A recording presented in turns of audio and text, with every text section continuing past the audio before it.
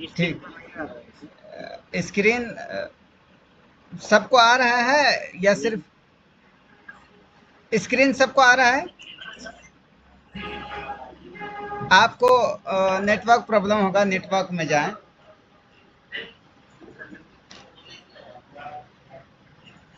हाँ, दोबारा ज्वाइन कर लें आप।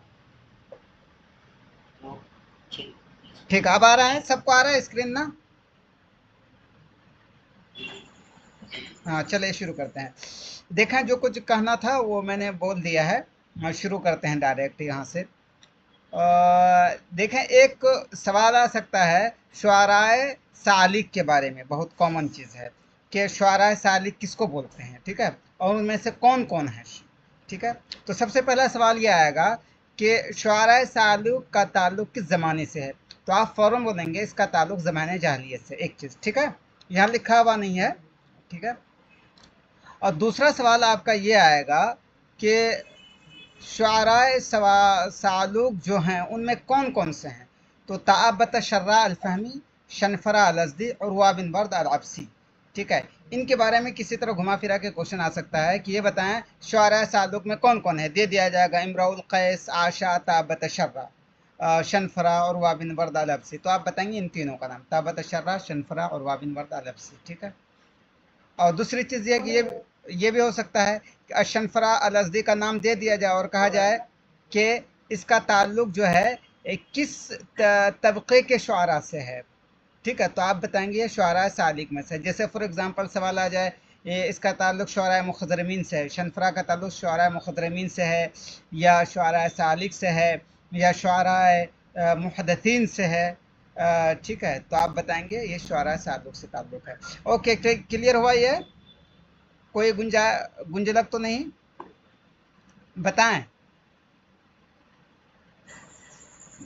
ओके, अब चलें आगे, चलें आगे। देखिए, एक चीज़ और है ख़ास बात, इस तरह के क्वेश्चन आ जाते हैं कि अरब में बहुत सारी जंगें हुई हैं, जैसे हर्ब बसूस, हर्ब सबाक, हर्ब दाहिस व गबरा, ठीक है। हर्ब सबाक ही को हर्ब दाहिस व गबरा बोलते हैं, ये देखिए मेरा जो कर्सर है वो देखिए। तो अब जो जंगें हुई हैं ना, उस जंग के हीरो शायर हुआ करते थे, जो कि उस जंग के बारे में शायरी करके अपने लोगों को उभारते थे, ठीक है। अब उसके बारे में सवाल आ जाएगा, तो जैसे हर्ब बसूस जो हुआ है, ऊँटने के बारे में जो जंग हुई थी, ठीक है, हर्ब बसूस, तो इसके जो है शायर कौन कौन थे, तो हर्ब बसूस दो लोगों में हुई है, दो कबीले में, बकरो तबलीग तगलिब में, ठीक है। तो इसमें सवाल ये आएगा कि हर्ब बसूस के शायर कौन कौन से हैं, तो हारिस बिन हिल्लिज़ा अल यशकुरी, ये बकर की तरफ से हैं, और अम्र बिन कुलसुम तगलिबी, ये तगलिब की तरफ से हैं। तो हर्ब बसूस के जो शायर हैं वो ये दोनों हैं, ओके। अब ऐसे सवाल आ जाएगा हर्ब सबाक यानी दाहिस व गबरा, जो घोड़े वाली जंग थी, तो उसके जो है वो कौन है शायर, तो अंतरा बिन शद्दाद अलाबसी और ज़ुहैर बिन अबी सुलमा अलमुज़नी, इसको याद रखिएगा। और दूसरी चीज़ ये, और कुछ चीज़ें ऐसी हैं कि कुछ शुआरा जो है कुछ ख़ास सिफत के साथ मशहूर हुए हैं, जैसे हातिम अत्ताई, ये शायर हैं ज़माने जाहिलियत के, लेकिन ये किस में मशहूर हैं, मुमस्सिरुल करामिल अल अरबी, मतलब ये कि इन्होंने ये जो है ज़ियाफ़त में बहुत ज़्यादा मशहूर थे, मेहमान नवाज़ी में, तो मुमस्सिलुल करामिल अरबी। जैसे फॉर एग्जांपल इसके बारे में सवाल आ सकता है, अय्यु शाइरिन युअरफु का मुमस्सिलिल करामिल अरबी, कि कौन सा शायर इस बात से जाना जाता है कि वो अरब में मेहमान नवाज़ी में मशहूर था, इस तरह सवाल आ जाएगा, तो आप बताएंगे हातिम ताई। और बाकी इसमें अहम है ये वाला, और बाकी स्किप कर दीजिएगा, अहम है ये वाला अलखनसा सलमिया। अलखनसा असलमिया जो हैं ये खनसा असलमिया जो है ये किस चीज़ में मशहूर हैं, तो इसके बारे में आप बता सकते हैं कि ये जो है रसा में मशहूर है, रसा में, यानी कि जंग की वजह से जो कुछ गुजरा है उन पे, उनके भाई की वफ़ात हुई है, तो उसको अपनी शायरी में रो रो के बयान करती हैं, मरसिया खानी करते हैं, तो वो खनसा सलमिया इसमें मशहूर हुआ, इसमें यही चीज़ें इंपॉर्टेंट हैं। अब आगे ये देखें कि ज़माने जाहिलियत में जो है, जिस तरह से आजकल है उसी तरह ज़माने जाहिलियत में भी दरबार हुआ करते थे, ठीक है, अलग अलग बादशाहों का दरबार होता था। तो हर दरबार का कोई ना कोई शायर होता था जिसको बोलते हैं दरबारी शायर, तो उसी को बोलते हैं शायरुल बलात। बलात मीन्स होता है दरबार। अब इसके बारे में सवाल आ सकता है कि कौन से शुआरा का ताल्लुक किस दरबार से था, यानी किस बादशाह से था। वो देखिए उसकी तफसील है इसमें। उबैद बिन अल अबरस अल असदी, इसका जो ताल्लुक था, ये जो किस दरबार का शायर था, मुंजिर बिन मा उस्समा जो हीरा के बादशाह थे, तो ये उसके हम नशीन थे, यानी उसके साथ रहते थे, उसकी तारीफ करते थे। इसके बारे में सवाल आ सकता है कि उबैद बिन अबरस अल असदी किस बादशाह का दरबारी शायर था, किस बादशाह का। तो आप फौरन बताएंगे मुंजिर बिन मा उस्समा का, जो कि हीरा का बादशाह था। ओके। ऐसे ही तरफा बिन अल अब्द अल बकरी को देख लें, ये किसका था, दरबारी शायर अम्र बिन हिंद का। ओके, क्लियर हो रहा है ना? जी बोलें। ओके ओके ओके ओके, ठीक है। और ऐसे ही देखें, नाबगा और जुबियानी की बात करें तो ये किन किन बादशाह के हम नशीन रहे हैं, उनकी तारीफ की है। तो ये मुंजिर बिन माउसमा, मुंजिर बिन मुंजिर, अबू कासिब बिन नुमान बिन मुंजिर, ये तीन बादशाह के हम नशीन रहे हैं, उनके साथ रह कर के उनकी तारीफ की है। उसके बाद अल आशा अल अकबर, ये हाँ अल आशा अल अकबर जो हैं, इसके बारे में इम्पोर्टेंट है। ये किस बादशाह के दरबार से ताल्लुक़ रहा है इसका। तो मुजालिसु मुलुकिल हीरा, हीरा के जो बादशाह थे उनके हम नशीन थे ये, यानी उनके साथ रह कर के उनकी तारीफ़ करते थे। और बाकी अबू दाऊद अल-अयादी उतना अहम नहीं है, मुरक्कश अल अकबर भी उतना अहम नहीं। हुतै अल अब्सी के बारे में देख रहे हैं। हुतै अब्सी की बात करें तो हुतै अब्सी का ताल्लुक किसी ख़ास दरबार, किसी ख़ास बादशाह के दरबार से नहीं था, बल्कि हुतै अब्सी का ताल्लुक ये था कि जहाँ भी कुछ मिल जाता था वहीं उसकी वो तारीफ़ कर देता था। अल्लदी इस्तनाफ़ा कफ़ कुल्ली दी सुल्तान, हुतै अल अब्सी जो है, जो कोई भी इख्तियार में रहता था, बस उससे कुछ लेने के लिए जी वो उसकी तारीफ़ कर देता था। ओके। इसके बारे में सवाल कैसे आएगा, इसके बारे में सवाल ऐसे ही आएगा कि अबू दा नाबगा और जुबियानी किन किन बादशाह के दरबारी शायर थे, बादशाहों के नाम दे दिए जाएंगे, तो आपको ये सब याद रखना पड़ेगा। तरफा बिन अब्द अल बकरी किस बादशाह के दरबारी शायर थे, नाम दे दिया जाएगा कि ये मुंजिर बिन माउसमा, ठीक है। और हारिस बिन अबी शम्मर अल गस्सानी, और तीसरा ऑप्शन दे दिया जाएगा अम्र बिन हिंद, तो आपको लगाना है अम्र बिन अल हिंद। ओके, इस तरह से इसमें क्वेश्चन आएंगे, तो इसको ठीक से आप याद कर लीजिएगा। आगे देखें, आगे है हस्सान बिन साबित के बारे में। हस्सान बिन साबित के बारे में जब हम स्टेट का सिलेबस पढ़ेंगे तो उसमें मैंने नोट्स बनाया हुआ है हसन ज़य्याद से, तो उसको अच्छे से पढ़ेंगे, लेकिन यहाँ शॉर्ट में एक नज़र हम देख ही लेते हैं हस्सान बिन साबित को। तो हस्सान बिन साबित जो हैं, ये मदीना में पैदा हुए हैं। ओके। दूसरी चीज़ ये कि शुरू शुरू में हसन बिन साबित जो है, ये गस्सानियों की तारीफ़ करते थे, ठीक है, गस्सानियों की तारीफ़ करते थे। उसके बाद फिर जो है वो हीरा जो एक वो पायतख्त और कहिए किंगडम थी हीरा, तो उसके दरबार से इनका ताल्लुक़ हो गया। फिर जो है इन्होंने इस्लाम लाया, इस्लाम लाने के बाद उन्होंने आप वसल्लम की तारीफ़ की, तो इसको शायरुन नबी कहा गया। अब सवाल आएगा कि मन लुक़िबा बिशायरिन नबी, कि किन को जो है शायरुन नबी कहा गया, तो आप हस्सान बिन साबित लगाएंगे।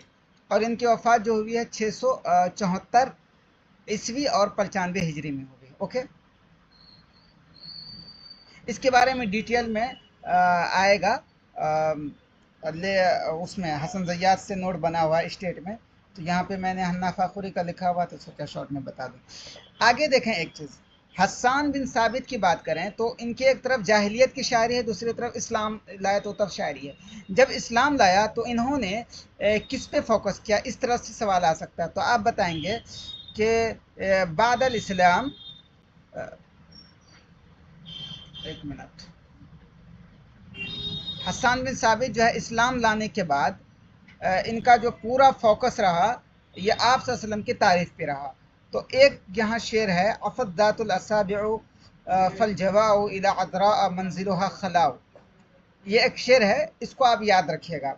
और सवाल ये आ जाएगा इस शेर के बारे में, ये शेर किसने कहा, तो आप फ़ौरन बताएंगे ये हस्सान बिन साबित ने कहा है। और दूसरा सवाल ये आएगा कि ये शेर जो है अफ़दातुल असाबिउ फल जवाउ इला अदरा मंजिलुहा खलाउ, ये शेर कब कहा था हस्सान बिन साबित ने, तो फतेह मक्का के दिन, यानी कि जब मक्का फतह हो रही थी ना, उसी वक्त उन्होंने कहा था। तो इसके ये लंबा कसीदा है, उसको करने की ज़रूरत नहीं, बस ये वाला शेर मतले का है, इसको आप याद रखिएगा। इन्होंने हसन बिन साबित ने कहा है, और कब कहा है? फतेह मक्का के दिन कहा है। ओके,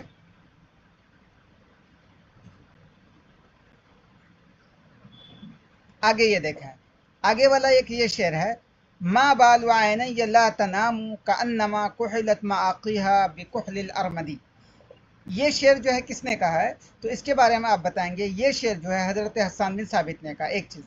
दूसरी चीज़, इसके बारे में ये सवाल आ जाएगा कि हसन बिन साबित ने जो ये शेर कहा है, क्यों कहा है? तो आप ये बताएंगे, इन्होंने आप सल्लल्लाहु अलैहि वसल्लम की मरसिया गोई में कहा है। वो कैसे? वो देखें, इसका तर्जुमा देखें तो समझ में आ जाएगा। तर्जुमा ये है कि जब आप सल्लल्लाहु अलैहि वसल्लम की वफ़ात हो गई, तो क्या है, ये लोग बहुत रोते थे, ठीक है, बहुत रोते थे, और आंखें बहुत रोई। तो उसी को तज़किरा कर रहे हैं, माँ बालु आयनिया, आयनी, मेरी आंख को क्या हो गया है, ला तनामू, कि उसको नींद नहीं आ रही है, कअन्नमा कुहिलत माआक़ीहा, गोया कि उसके पपोटे जो हैं, कुहिला में से क्या होता है? कुहिला का मतलब होता है सुरमा लगाना, ठीक है। कअन्नमा कुहिलत माआक़ीहा, गोया कि उसके पपोटों को सुरमा लगा दिया गया है, बिकुहलिल अरमदी, अरमद का सुरमा। देखें, एक चीज़ याद रखें, ये अरमद की बात करें ना, तो अरमद जो है एक तरह का दरख्त है, और उस दरख्त के अंदर बहुत ज़्यादा करवाहट होती है। हम इसको अपनी ज़बान में कह सकते हैं, एक तरह का झांस होता है, और उसकी वजह से आँखों से आंसू गिरने लगते हैं। तो गोया कि ये बयान ये कर रहे हैं कि मैंने अरमद का सुरमा लगाया है, और अरमद की वजह से आँखों से आंसू गिरते हैं। गोया कि मेरे आँखों से बिल्कुल आंसू की, मेरे आँखों से झड़ी लग गई है मेरे, ठीक है, मेरे आँखों से आंसू की झड़ी लग गई है, क्योंकि आप सल्लम को वफ़ात हो गया। तो खैर, इसके बारे में आप यही याद रखेंगे कि ये शेर जो हसन बिन साबित ने कहा, क्यों कहा? आप सल्लम की मरसिया खानी करते हुए कहा, जब आप सल्लम इंतकाल फरमा गए तब उन्होंने कहा। और ये भी लंबा कसीदा है, लेकिन ये उसका मतला है, इसको आप याद रखेंगे,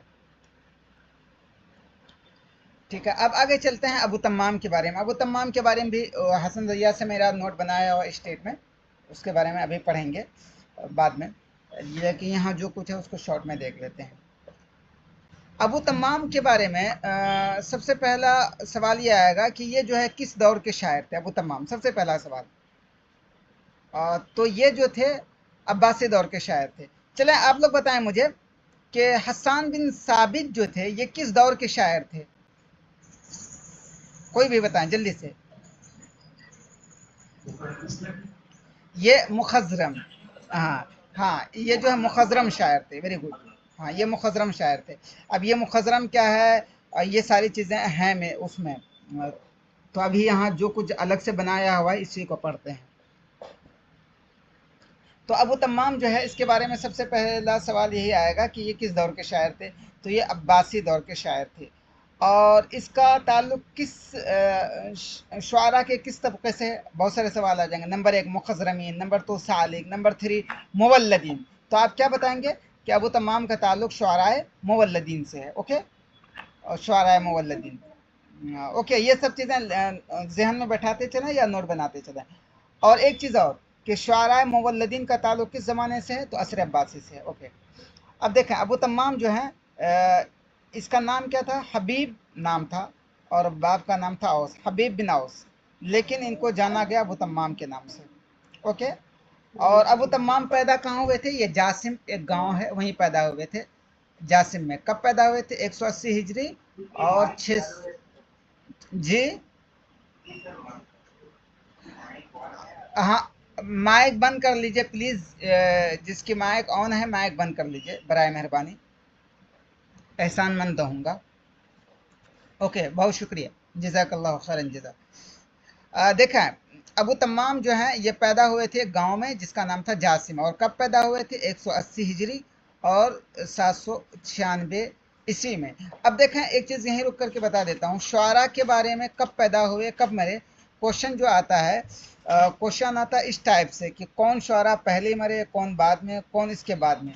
तो आप ये एक नोट बना लीजिएगा, और ठीक है, जैसे फॉर एग्जांपल जितने भी शुआरा हैं अब्बासी दौर के, तो आप बना लीजिए सबसे पहले कौन से शायर पैदा हुए, उसका नाम सन डाल लीजिए। फिर उसके बाद कौन पैदा हुए, उस शायर का नाम, फिर सन, इस तरह से बना लीजिएगा तो आपके जहन में रहेगा। अगर इस तरह का क्वेश्चन आ जाए तो आप फ़ौरन मिला लेंगे, हाँ कौन पहले पैदा हुआ, कौन उसके बाद, कौन उसके बाद, ठीक है। और इसको रट्टा मारने की उतनी ज़रूरत नहीं। समझ में आया मैं क्या बताना चाह रहा हूँ? ओके चलिए, अब देखें ये जो है अबू तम्माम, ये दमिश्क में पले बढ़े, और उसके बाद ये जो है दीकुल जनी एक शायर थे हिमस में, उनसे मिले दीकुल जनी, और फिर मिस्र चले गए। और मिस्र जा कर के ये किस बादशाह से इसका ताल्लुक़ हो गया? मुअतसिम से। ये सवाल बहुत इंपॉर्टेंट है कि अबू तम्माम का ताल्लुक़ किस बादशाह से था और वो किसकी तारीफ़ करते थे? तो ये मुअतसिम की तारीफ़ क्या करते थे। और एक सवाल ये भी आएगा कि अबू तम्माम जो है किस बादशाह के दरबारी शायर थे। ओके, अबू तम्माम किस बादशाह के दरबारी शायर थे, इस तरह सवाल आ जाएगा। तो आप बताएंगे ये मुअतसिम के दरबारी शायर थे। असबह शायरा बलातिही व रफ़ीक़हु फ़ी ग़ज़वातिही। ओके, और दूसरी चीज़ ये कि अबू तम्माम की जो वफ़ात हुई थी कहाँ हुई थी? मौसिल में वफ़ात हुई। कब? 228 हिजरी और 843 ईस्वी में। और अबू तम्माम के बारे में एक बहुत ही ख़ास बात है कि उन्होंने जो है शायरी में माना पर ध्यान दिया। यहीं पे रुक के एक चीज़ याद रखें कि जो शायरी है ना, शायरी की दो किस्में हैं, ठीक है। एक है शायरुल अल्फाज और एक है शायरुल मानी। मतलब ये कि शुआरा जो हैं दो किस्में हैं शुआरा के, एक है शुआराउल मानी, एक है दूसरे हैं शुआराउल अल्फाज। शुआरा मानी का मतलब ये हुआ कि वो शुआरा जिनका पूरा ध्यान जो है मानी पर होता है, अलग अलग मानी ला करके शेर के अंदर हुस्न पैदा करते हैं। ओके, अब शुआरा मानी की बात करें तो शुआरा मानी में कौन कौन लोग हैं? उनमें से जो अहम हैं वो मुतनब्बी और अबू तम्माम है। ओके, एक होता है शुआराउल अल्फाज। शुआराए अल्फाज का मतलब ये तो वो शुआरा जो कि अल्फाज पे ध्यान देते हैं, अच्छे अच्छे अल्फाज लाते हैं। मानी कोई अच्छा नहीं है या कोई घिसा पिटा माना ही है, लेकिन उसको जो बयान करते हैं अच्छे अल्फाज में बयान करते हैं, उसको बोलते हैं शुआराउल अल्फाज। ज़्यादातर जो शुआरा हैं वो शुआराउल अल्फाज में हैं। और शुआराए मानी की बात करें तो वो जो है असरे अब्बासी में इस तरह के शुआरा पैदा हुए हैं, जिनमें अहम नाम मुतनब्बी और अबू तम्माम का है। ओके, इसके बारे में सवाल आ जाएगा, मिन शुआराइल मानी, शुआराए मानी में कौन है? ऑप्शन आ जाएगा, नंबर 1 इमरुल कैस, नंबर 2 अल आशा, नंबर 3 अबू तम्माम, नंबर 4 अल बुख्तरी। तो आप क्या बताएंगे? जल्दी बताइए कोई भी। अबू तम्माम। ओके, और अबू तम्माम का दीवान भी है, लेकिन हमें यहाँ ताल्लुक़ है अबू तम्माम के दीवानुल उससे दीवानुल हमासा से। एक चीज़ याद रखें, अबू तम्माम की जो है दीवान भी है। ये देखिए अबू तम्माम का एक दीवान है, मतलब उनके ये एक तरफ शायर थे और दूसरी तरफ इन्होंने शेर को जमा भी किया था। तो अब जो शायर थे तो उनका जो शेर जिसमें जमा हुआ है वो है दीवान अबू तम्माम। और दीवान अबू तम्माम की बात करें तो इसमें इसको 7 किस्मों में बांटा गया है। वो कौन कौन सी किस्में? अलमदी, अलहजा, अलमुआतबात, अलौसाफ, अलफ़ख्र, अलग़ज़्ल, अलमरासी। तो यहाँ से इस तरह का क्वेश्चन आ सकता है कि इला अय्यि क़िस्मिन क़ुस्सिम दीवानो अबी तम्माम, अबू तम्माम का जो दीवान है वो कितने किस्मों में तकसीम किया गया? तो आप बताएंगे 7। ओके, अब सवाल आ जाएगा वो कौन कौन से हैं? तो अलमदी, अलहजा, अलमातबात, अलौसाफ, अलफ़ख्र, अलग़ज़्ल, अलमरासी। तो आप इसको याद रखेंगे। जब इसको याद रखेंगे तो उसमें ऑप्शन में इस तरह आ जाएगा कि मिन सबअति अक़सामिन क़ुस्सिम इलैहि दीवान अबी तम्माम, उन 7 किस्मों में से जिसमें कि अबू तम्माम का दीवान तकसीम किया गया कौन कौन है? ऑप्शन दे दिया जाएगा अलमदी, अलहजा, अलमुअतबात, और नंबर 4 में दे दिया जाएगा कुल्लु वाहिद मिनहा सलास। तो आप तीनों लगा देंगे। अब आगे जो अहम बात है वो ये है, ये दीवानुल हमासा या हमासा तो अबी तम्माम। सवाल यहाँ पे इस तरह से आएगा कि दीवानुल हमासा का लिखने वाला कौन है? दीवानुल हमासा का जामे कौन है? किसने लिखा है? एक सीधा सा सवाल ये आएगा। तो आप फौरन बताएंगे दीवाने मत अबू तम्माम है। ये बहुत ही अहम सवाल है क्योंकि इसमें देखा जा रहा है कि तारीख़ अदबरबी वगैरह से सवाल जो पूछते हैं बिल्कुल सरफेस से पूछते हैं। तो सरफेस से सबसे पहली चीज़ आपको मालूम होना चाहिए कि दीवानुल हमासा क्या है। तो आप फ़ौरन बताएंगे दीवानुल हमासा जो है ये शेरी मजमुआ है जिसमें अलग अलग दौर के शुआरा का शेर जमा किया गया। एक चीज़, और दूसरी चीज़ दूसरा सवाल इसके बारे में आएगा कि दीवानुल हमासा के जामे कौन हैं, यानी किसने अलग अलग दौर के शुआरा का शेर इसमें जमा किया। आप फौरन बताएंगे वो तब। ओके,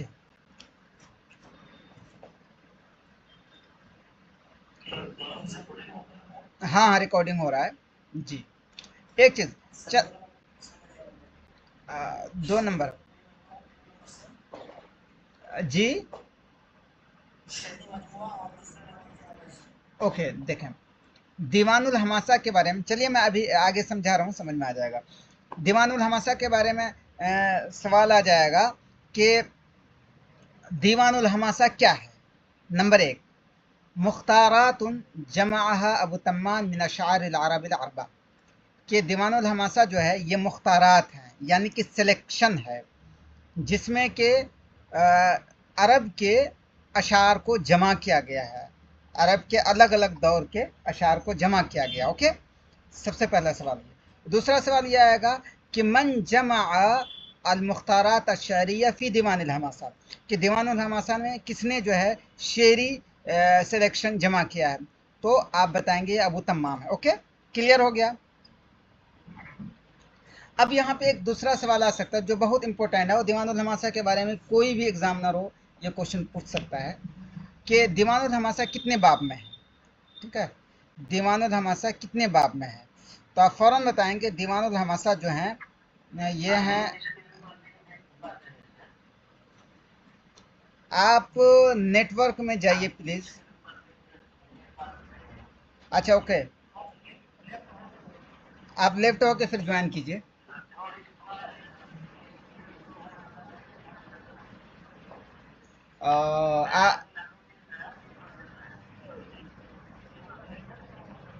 देखिए ना, या आपके साथ प्रॉब्लम होगा उस थोड़ा जहाँ नेटवर्क आता हो ना बम्फर, वहाँ चले जाएं। ठीक है, ओके। अब देखें दीवानुल हमासा जो है, दीवानुल हमासा के बारे में सवाल आ जाएगा कि ये कितने बाब में इसको मुरत्तब किया गया है। फ़ी कम बाबिन रत्तबा क्या अबू तम्माम दीवान अल हमासा, दीवान अल हमासा अबू तम्माम ने कितने बाब में मुरत्तब किया है, तो आप फ़ौरन बताएंगे 10 बाब में।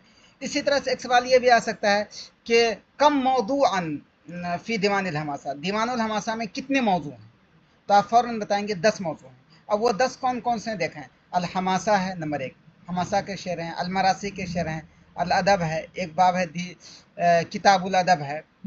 नसीब है, अलहजा है, अस्सिफ़ात है, अलमुला है, मदम्मतुन्निसा। एक चीज़, ये जो 10 बाब हैं दीवानुल हमासा के, इसको आप याद रखेंगे, क्योंकि इसके बारे में क्वेश्चन आ सकता है कि कितने बाब में दीवानुल हमासा हैं। फ़ी कम बाबिन यक़अउ दीवानुल हमासा, दीवानुल हमासा कितने बाब में, तो आप बता देंगे कि अशरत अब्वाब, 10 अब्वाब में। दूसरा सवाल आ जाएगा कि उन 10 अब्वाब में से कौन कौन से हैं। तो जब आप ये 10 याद रखेंगे तो फिर आप उसका जवाब दे पाएंगे। अल हमासा, अल मरासी, अल अदब, अल नसीब, अल हजा, अस्सिफ़ात, अल मुलाह, मदम्मतुन निसा।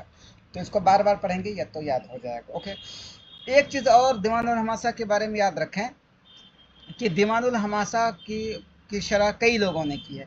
सबसे मशहूर शरह जो है ये है अशेख अबू ज़करिया अत-तबरेज़ी। ठीक है, अशेख अबू ज़करिया अत-तबरेज़ी, इसके बारे में सवाल आ जाएगा कि दीवानुल हमासा की शरह कई लोगों ने की है, तो उनमें से सबसे मशहूर कौन है, तो आप फ़ौरन बताएंगे शेख अबू ज़करिया अत-तबरेज़ी। ओके, यहीं पे एक मुझे एक जहन में और सवाल आया, हो सकता है कहीं पूछ लिया जाए।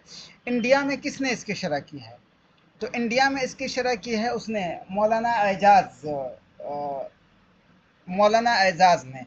इंडिया में जो चल रहा है ना शरह, आप जब यहाँ कोई बुक खरीदेंगे दीवानुल हमासा तो उसकी शरह मौलाना एजाज ने की है। वो देवबंद के शेखुल अदब थे कभी। ओके, तो अब आगे देखें, इतनी चीज़ें क्लियर हो गई।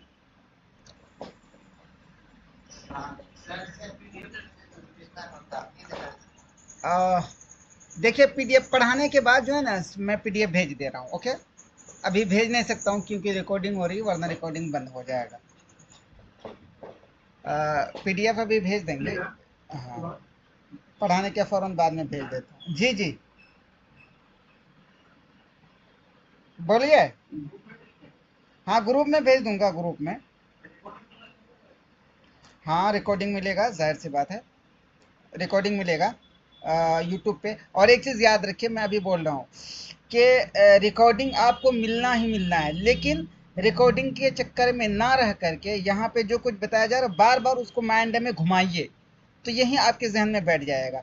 अगर आप इसमें रहेंगे रिकॉर्डिंग, तो वो थोड़ा सा टाल मटोल हो जाता है। यहाँ पे जो है उसी को जहन में घुमाइए और कलम रखिए।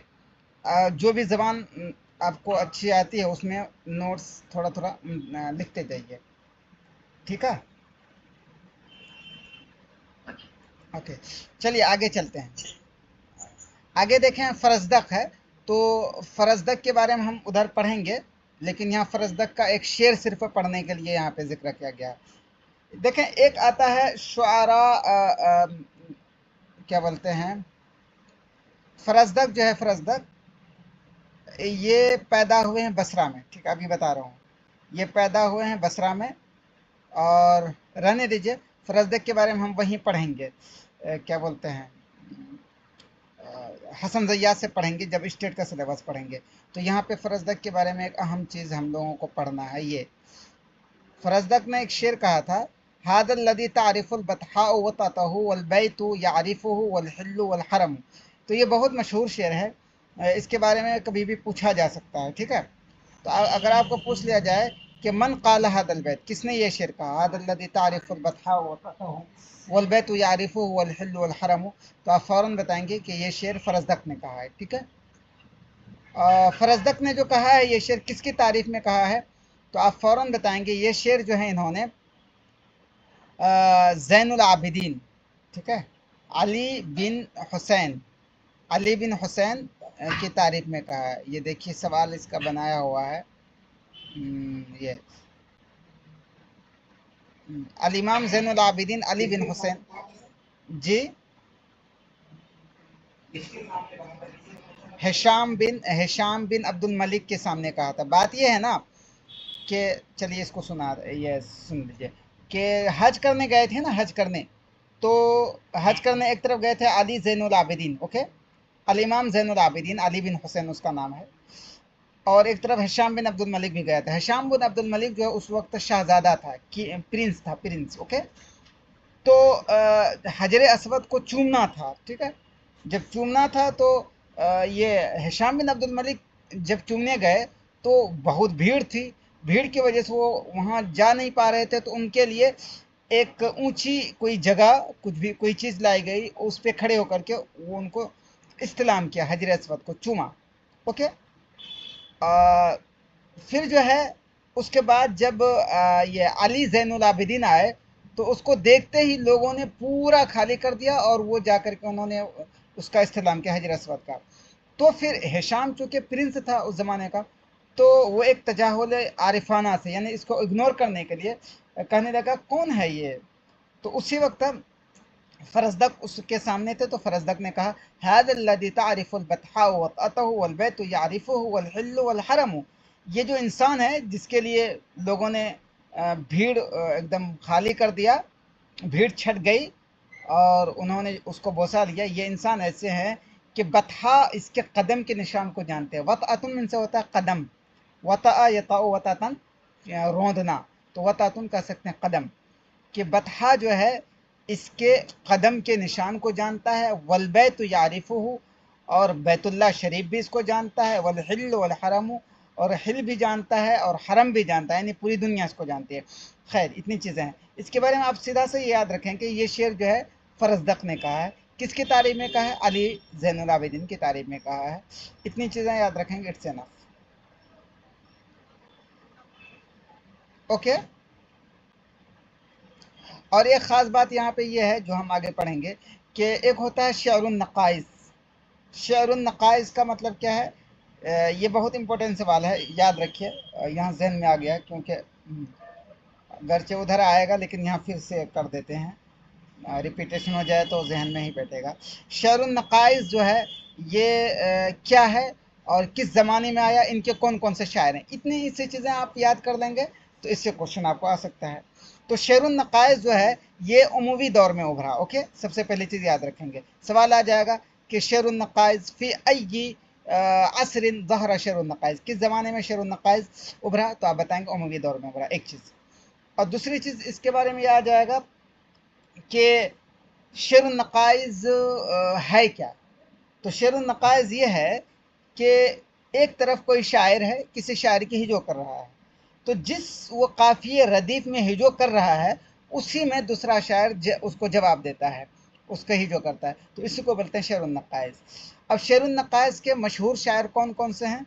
तो वो हैं, एक फ़रज़दक हैं, जरीर हैं, अख्तल है, 3 लोग हैं। तो इन तीनों को आप याद रखेंगे। यही बेसिक सवाल है, इस तरह से पूछा जा सकता है। ओके, इतनी चीज़ें हो गई शेरुन नक़ाइज़ की बात। और देखिए ये जो है इस पे कुछ सवाल हैं, तो मैं भेजूंगा एमसीक्यूज़, तो देख लीजिएगा बाद में। अब जरीर की बात करें तो जरीर के बारे में भी उधर पढ़ेंगे, लेकिन यहाँ देख लेते हैं। एक जरीर जो है, चलिए जरीर के बारे में एक सवाल करता हूँ आप लोगों से। जरीर यंतमी इला अय तबक़ती मिन अश-शुअरा, जरीर का ताल्लुक किस शुअरा के किस तबक़े से है? नंबर 1 अल-मुख़ज़रमी, नंबर 2 शुअरा व नक़ाइज़, नंबर 3 शुअरा मुवल्लदीन, नंबर 4 शुअरा सालिक। क्या बताएंगे, जल्दी बताइए। शुअरा व नक़ाइज़, ओके, वेरी गुड। और जरीर का ताल्लुक किस दौर से है? उमवी दौर से, ओके। जी, ये यही सारी चीज़ें आती हैं क्वेश्चन में ऊपर ऊपर से। आगे देखें, जरीर जो है ये कहाँ पैदा हुए थे? ये यमामा में पैदा हुए थे, ओके। और इनके बाप जो थे बहुत ही वो थे, फ़कीर थे, कल्लाश। और जरीर के बारे में हसन ज़ैयाद में लिखा है, वो पढ़ेंगे, लेकिन जहन में आ गया तो बता देता हूँ कि जैसे उमूमन बच्चा पैदा होता है कितने 9 साल 9 महीनों में, लेकिन ये जो है 7 महीनों में पैदा हो गया था जरीर। और ये बहुत मशहूर चीज़ है, पूछा जा सकता है।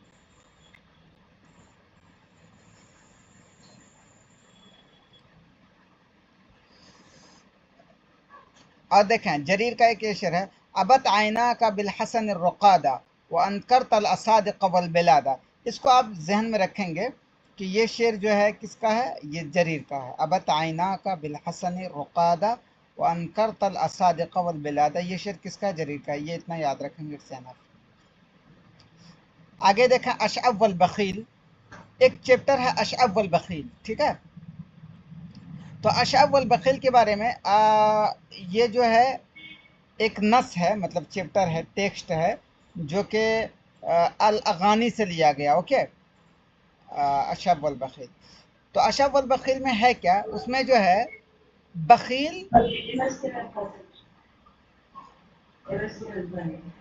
कोई कुछ कह रहे हैं, ओके, थैंक यू, ओके, हाँ जी जी जी। तो अशब वल बखील जो है ये बहुत मशहूर चैप्टर है, इसको याद रखेंगे कि ये जो है इसमें बखील की और अशब की कहानी है, ओके। इतनी सी चीज़ें याद रखें। और अशब उल बखील जो है किस किताब से माखूज़ है, वो देख लेते हैं अभी, एक मिनट।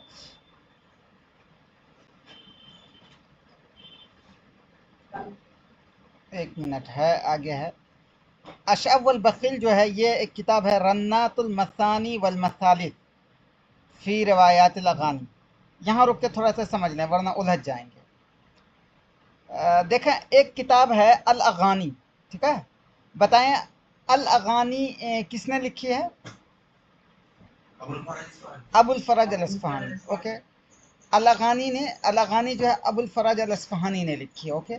और अल-अगानी बहुत लंबी चौड़ी किताब है, ठीक है। उसी किताब को शॉर्ट किया है अंतवान सालिहानी अल यसऊई ने, उसी अल-अगानी को, और उसी का नाम, हाँ। देखे देखे एक चीज़, अबुल फरज अल अस्फहानी की जो किताब है अल-अगानी, वो बहुत ही तवील है, ठीक है, लेंदी है।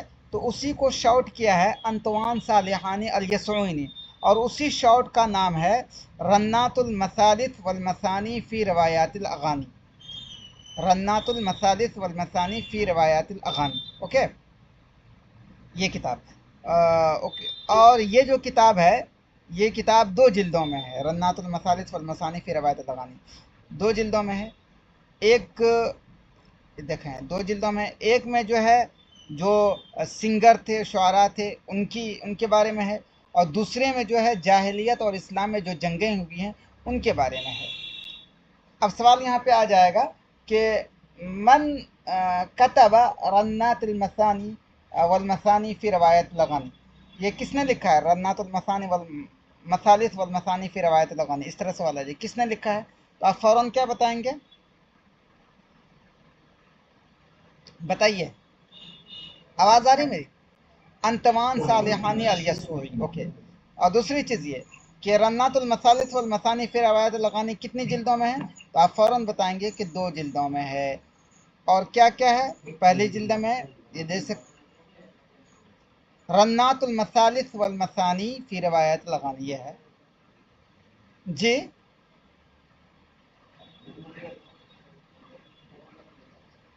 नहीं नहीं, ये वाला गलत है, रन्नातुल मसालिस वल मसानी होगा।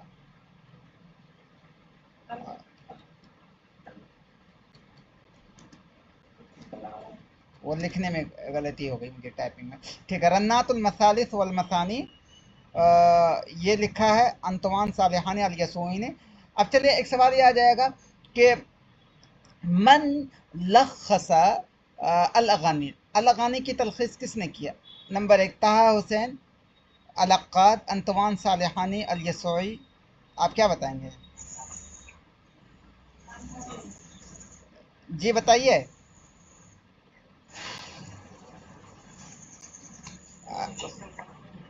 ओके, नहीं आ रहा है, चलिए मैं समझा देता हूँ।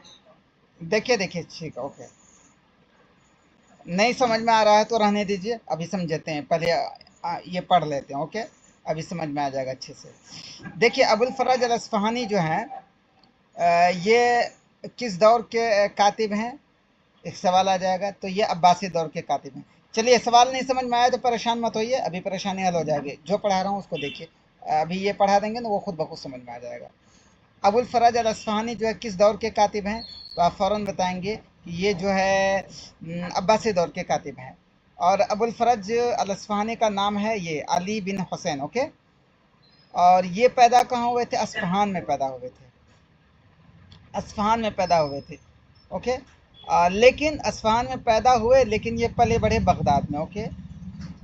और ख़ास चीज़ ये है अबुल फरज अस्फहानी की कि ये कई कई इलूम में माहिर थे, नुजूम में और सियर में, बैतरा में, तिब में, ये सारी चीज़ों में माहिर थे। नुजूम मतलब इल्म नुजूम जो होता है, सितारों, एस्ट्रोनॉलजी बोलते हैं उसको शायद इंग्लिश में।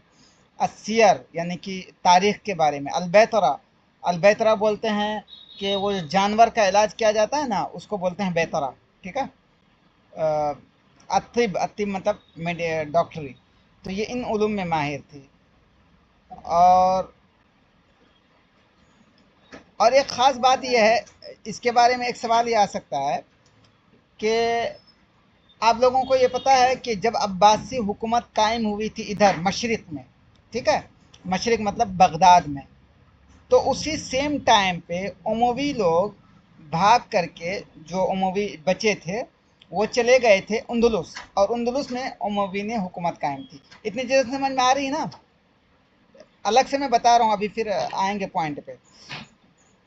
तो अब तो अबुल फरज अल अस्फहानी जो है यहाँ बगदाद में अब्बासी के दरमियान थे, लेकिन अब्बासियों के दरमियान रहते हुए ये उंदुलुस में जो अमवी लोग थे उनके लिए चुपके चुपके लिखा करते थे। यही वजह है कि अमवी लोग इनको बहुत ज़्यादा दादोदेश करते थे। तो इसके बारे में सवाल ये आ सकता है, मन हुआ कातिब अल्लज़ी काना युअल्लिफुल कुतुब लिल उमविय्यीन बिल उंदुलुस सिर्रन फयुनइमून अलैहि, कि वो कौन से कातिब हैं जो कि उमवी लोगों, जो उमवी लोगों के लिए, जो कि उमवी अंदलुस में थे, उनके लिए किताबें लिखा करते थे चुपके से।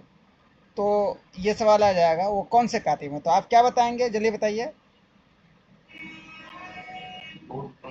हाँ, ये सबको क्लियर है ना? कोई गुंजलक तो नहीं? ओके।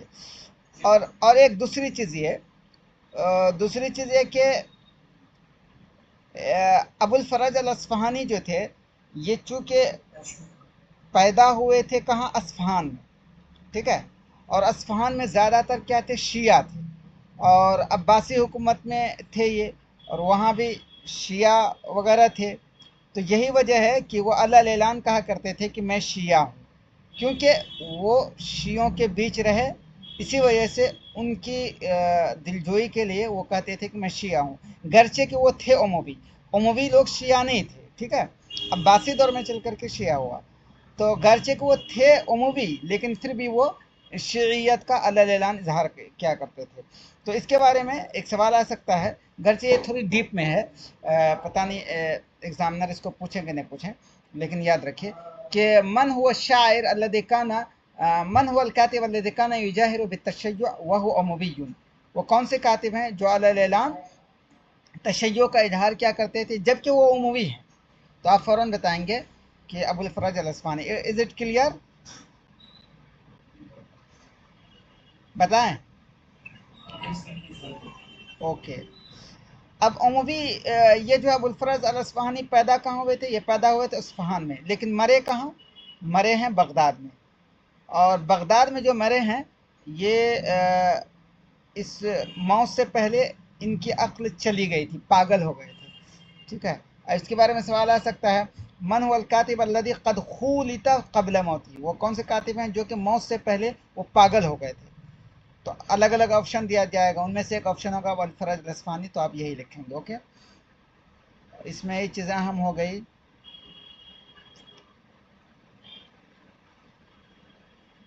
एक चीज़, और दूसरी चीज़ ये है किताबुल अगानी, इसके बारे में सवाल आ जाएगा सीधा कि मन अल्लफ़ा किताबुल अगानी, किताबुल अगानी किसने लिखी है?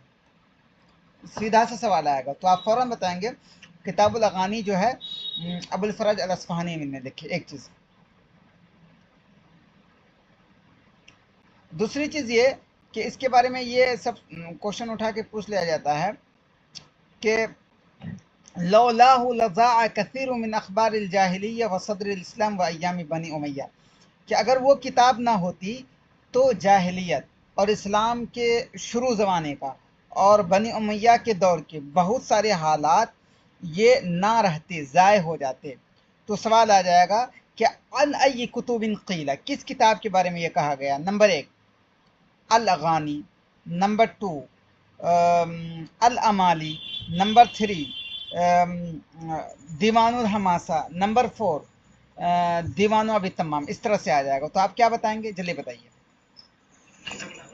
किताबुल अगानी, किताबुल अगानी के बारे में, और ये बहुत मशहूर इबारत है, लोगों के जहन में रहता है, तो इस वजह इसको याद रखिएगा कि इसमें जो है जाहिलियत और सदर इस्लाम यानी इस्लाम के शुरू ज़माने का और बनी उमैया के ज़माने का बहुत ही अच्छा इसमें जायज़ा दिया गया। ओके, हाँ, अब ये है कि ये जो किताबुल अगानी है उसमें है क्या?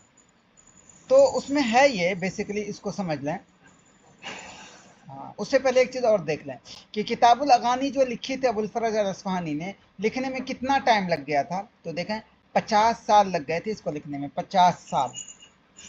अब इसमें है क्या? इसमें है ये कि उसमें एक तो लहन है, लहन के साथ साथ गाने हैं, गाने के साथ किसने गाया है और किसने वो गाना लिखा है, और उसका क्या पस मंज़र है, ये सारी चीज़ें इसमें इसमें है।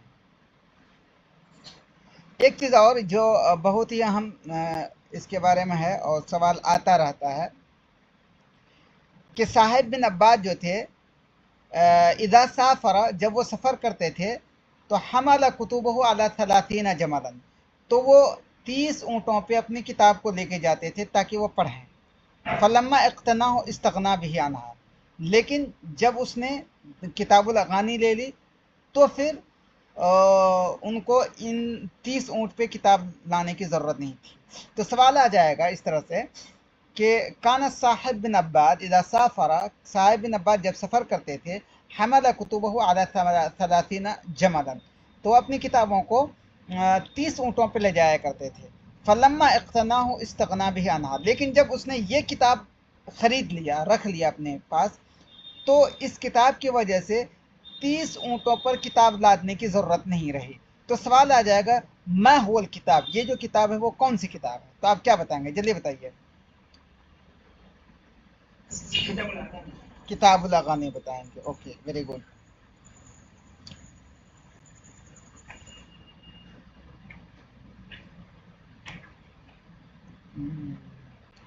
अब चलते हैं आगे। आगे ये चलते हैं किताबुल अगानी। अब किताबुल अगानी जो है कितने जिल्दों में शाये हुई है, ये चीज़ याद रखें। किताबुल अगानी कितने जिल्दों में शाये हुई है? तो किताबुल अगानी जो है 20 जुज़अन के 20 जिल्दों में शाये हुई है, ठीक है। और लेकिन फिर बाद में एक जिल्द और भी किसी लाइब्रेरी में मिली, तो कुल मिलाकर के 21 जिल्द हो गई। खैर, किताबुल अगानी के बारे में आ जाएगा, किताबुल अगानी कितनी जिल्दों में है, तो आप फ़ौरन बताएंगे 21 जिल्दों में। ओके, किताबुल अगानी कितने जिल्दों में है? 21 जिल्दों में। किसकी है? अबुल फरज अल अस्फ़हानी की है। अब चलें देखें, किताबुल अगानी तो 21 जिल्दों में है ना, ठीक ना। तो इसी 21 जिल्द को 2 जिल्द में जमा किया है, शॉर्ट करके लिखा है अंतवान सालिहानी अल यसुई ने, ठीक है। इसी 21 जिल्द को 2 जिल्दों में शॉर्ट करके लिखा है अंतवान सालिहानी अल यसुई ने, और उसी का नाम रखा है उन्होंने रन्नातुल मसालिस वल मसानी फी रवायातिल अगानी। अब क्लियर हुआ? जो ये पूछ रहे हैं तो शुरू में कि नहीं समझ में आ रहा है, आप बताएं। ओके, अब यहाँ सवाल आ जाएगा कि मन कतब रन्नातुल मसालिस वल मसानी फी ये देखिए लिखा हुआ, ये देखिए अंतवान सालिहानी अल यसुई। ओके, अंतवान सालिहानी अल यसुई, समझ में आया?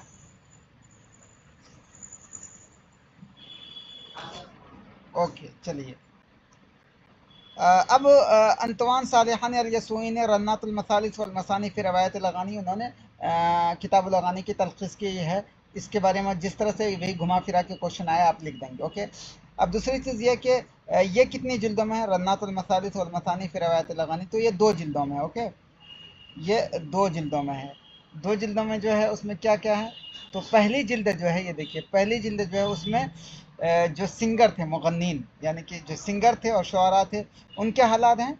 और जो दूसरी जिल्द है, दूसरी जिल्द में जाहिलियत और इस्लाम के ज़माने में जो जंगें हुई उसके हालात हैं। ओके, अब यहीं पे ये याद रखें कि इस किताब से रन्नातुल मसालिस वल मसानी से कौन कौन से चैप्टर मुक्तबस हैं? तो ये हैं अशअब वल बखील और हातिम फ़ी सग़री, ये 2 चैप्टर इसी किताब से माखूज़ हैं। अब इसके बारे में सवाल आ जाएगा, मिन अय्यि किताबिन उक़्तुबिसा अशअब वल बखील, किस किताब से अशअब वल बखील लिया गया? तो आप फ़ौरन बताएंगे रन्नातुल मसालिस वल मसानी फ़ी रवायतिल अगानी से। वमिन अय्यि किताबिन उक़्तुबिसा हातिम फ़ी सग़री, और किस किताब से ये दर्स, ये सबक लिया गया है, ये टेक्स्ट लिया गया है कि हातिम फ़ी सग़री, आप बताएंगे रवायतुल अगानी।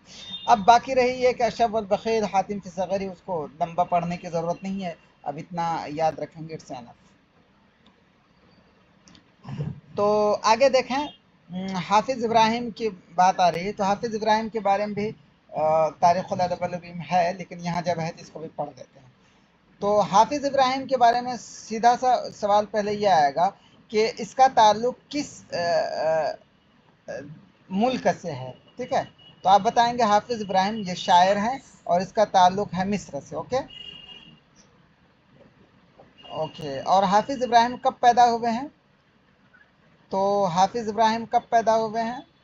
तो देख लें, हाफिज़ इब्राहिम ये 14 फरवरी 1872 को पैदा हुए हैं। ओके, 14 फरवरी 1872 को पैदा हुए हैं, और इसकी वफ़ात हुई है कब? 1932 को। ओके, और हाफिज़ इब्राहिम का जो लक़ब है यह है शायरुन नील। शायरुन नील हाफिज़ इब्राहिम का लक़ब है, और शायरुन नील जो लक़ब दिया था इसको अहमद शौक़ी ने इसको लक़ब दिया था शायरुन नील।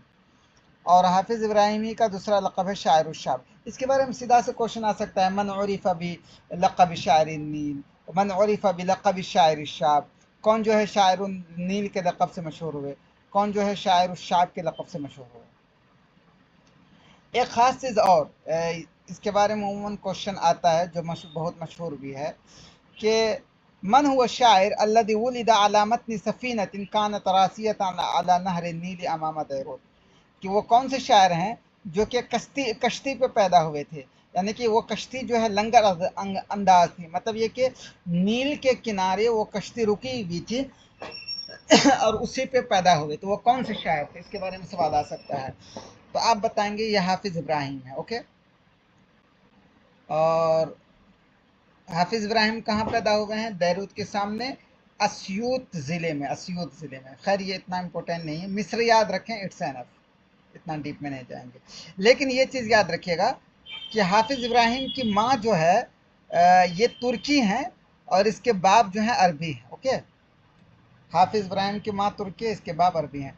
और दूसरी चीज़ ये है कि सवाल आ जाएगा कि कम काना उम्र हाफिज़ इब्राहिम, ठीक है, इंदमा तूफ़िया वालिदहु, जब उनके वालिद का वफ़ात हुई थी तो उस वक्त हाफिज़ इब्राहिम कितने उम्र के थे? सवाल आ जाएगा काना शाबन, काना मुसिन्नन, तो आपको बताना होगा नहीं, वो बिल्कुल छोटे ही थे, बचपन ही में थे, उनके अब्बू का इंतकाल हो गया। जब उनके अब्बू का इंतकाल हो गया तो फिर हाफिज़ इब्राहिम को जो है और उसके फैमिली को किसने जो है पाला पोसा?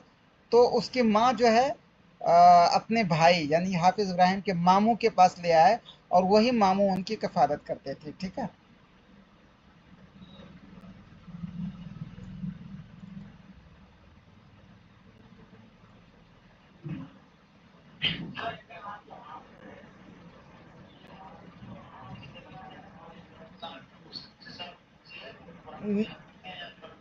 नहीं नहीं, देखिए, असल में हाफिज़ इसका नाम जो है ना, इसका नाम ही हाफिज़ है, हाफिज़ इब्राहिम। और इस वजह से नहीं है कि जैसे बोलते हैं हम इंडिया में हाफिज़ साहब, तो वो नहीं, इसका नाम ही था हाफिज़। तो नाम रख सकते हैं कुछ भी, ठीक है, हाफिज़ इब्राहिम इसका पूरा नाम ही था, वो वाला नहीं है। इंडिया में लगा, देखिए बात यह है कि इंडिया में लगाते हैं ना हाफिज़, जो हिफ्ज़ कर लेता है, तो वो एक लक़ब होता है, लेकिन यहाँ हाफिज़ इब्राहिम ये दोनों मिला करके इसका नाम था। ओके, और ये मरे कब हैं? तो हाफिज़ इब्राहिम मरे हैं 1932 को, ये याद रखिएगा। और एक ख़ास बात ये है इसके बारे में, हाफिज़ इब्राहिम की कौन कौन सी किताबें हैं, ये बहुत मशहूर हैं, इसको ध्यान में रखिएगा। हाफिज़ इब्राहिम की किताब है एक अलबुअसा, तो अलबुअसा जो है इन्होंने तर्जमा किया है फ़िक्तुर होगो से। और एक इसकी किताब है लयाली सतह, लयाली सतह जो है इन्होंने इसमें मकालात लिखे हैं, और वो मकालात जो है जिस तरह का उसलूब ये होता है ना इसका मकामात का, उसी उसलूब में लयाली सतह लिखा है, और उसमें उन्होंने सोसाइटी पर तनकीद की है। और इनकी एक किताब है अलमूजज़ फ़ी इल्म इक़्तिसाद, ये इन्होंने खलील मतरान के साथ मिलकर लिखी है हाफिज़ इब्राहिम ने। हाफिज़ इब्राहिम का बहुत मशहूर कसीदा है, वो जो अमूमन पूछा जा सकता है वो ये है कि इन्होंने अरबी ज़बान के हालात बयान करते हुए कहा था कि रजाअतु लिनफ़्सी फ़त्तहमतु हसाती व नादैतु कौमी फ़हतसबतु हयाती। ठीक है,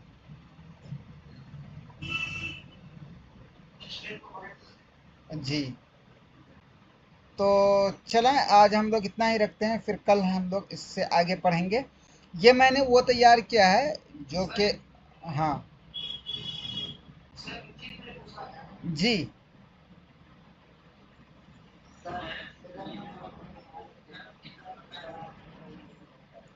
हाँ, सिलेबस भी दे दूंगा।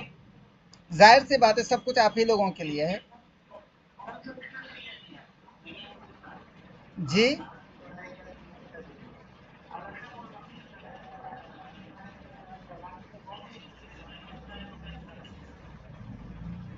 अच्छा,